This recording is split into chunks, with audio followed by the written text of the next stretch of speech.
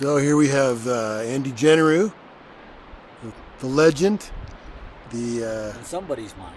in somebody's mind, yeah, well, in mine and in many others. Andy's been a route developer and for many decades. He's been climbing for 46 years. In my 47th, yeah. In your 47th year, he's done 2,000 new pitches in your climbing career. Approximately, yeah. First ascents. He's done ground up, X routes. He's done top-down route development. He's got route development in Alberta, British Columbia, Mexico. He was the guidebook author for the Ghost River guidebooks, guidebook author for the last 3 or 4 guidebooks for Yamnuska, 2 guidebooks for Yamnuska. Instrumental in contributing to the sport guides in the Bow Valley and other places. And Andy, I want to ask Andy the question for, he's in his 46th year of climbing. What are the 3 or 4 things that a climber in the first decade of their climbing career, or the first 5 years, or even the first year, should be thinking about and it's the kind of thing that you don't learn in a climbing gym, or you might not even learn in the quick weekend course in learning how to lead. Andy? Well, having good people, Urs Callan always says, climb with good guys and things will work out. So good guys meaning people that are competent. If you can find somebody to mentor you, that's a key component if you can find it. Situational awareness, be aware of what you're on, and there's a learning curve. Don't be too keen. Like climbing in a climbing gym and climbing outside are different animals, completely different animals. And you should learn a skill set. You should learn how to place gear, learn how to, clipping bolts, but not everything's bolt protected. It's a whole other world out there with trad climbing. And I often have people tell me, my trad grade was way lower than my bolt climbing grade. To me, it should be no different. You should be able to climb trad as hard a grade as you can climb on bolts. I really believe that. So in 46 years, climbing gear has come a long way. What was the type of gear that you were climbing on when you started?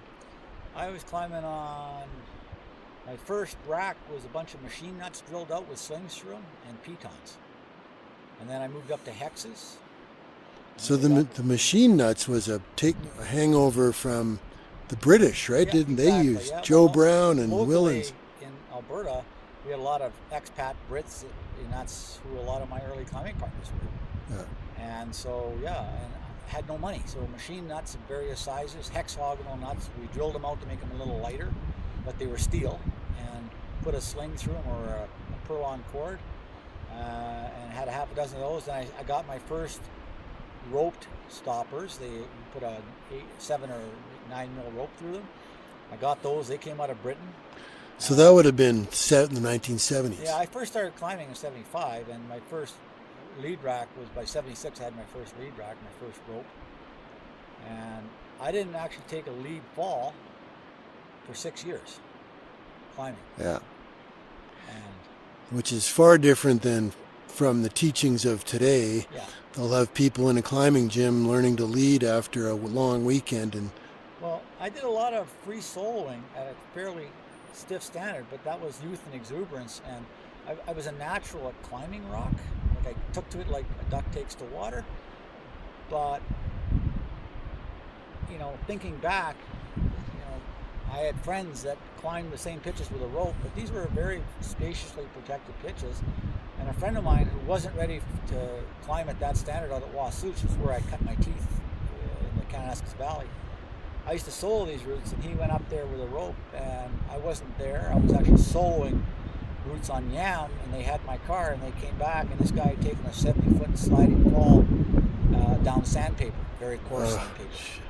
And he had a lot of road rash, and that's pushing beyond what he was ready for. I knew he wasn't ready for it, but he talked himself into it. So, a slow progression of learning is and learn your skills, learn how to place gear, learn to read rock. Reading rock is a skill all on its own. Like, the quality of the rock, the movement on the rock. And like, to me, it came naturally, but a lot of people struggle with that, reading where to go and how to. I'll see several moves in sequence, and I figure it out. My brain figures it out. I never leave until I've got the next few moves figured out. So in today's world, you get the people that climb in the gyms for a year or 2 or 3, and then they want to start to branch out outside. What do you suggest, Andy? What would be their path to staying safe, or what are the 3, 4, 5, 6 things they should be thinking about when they're about to head off and go climb outside? Well, there's all kinds of things. I said rappelling is one of the most dangerous things people do. Anchor quality, knowing how to build a proper anchor, how to trust a proper anchor. So most people are going to go climbing on bolts because the sport climbing thing is relatively safe. Most of the anchors are good, but not always. And I see lots of posts where people go, well, there's a bolt missing or a hanger missing, and they don't carry a basic thing like a little repair kit to repair the bolts. And I climb with that all the time, little things like that.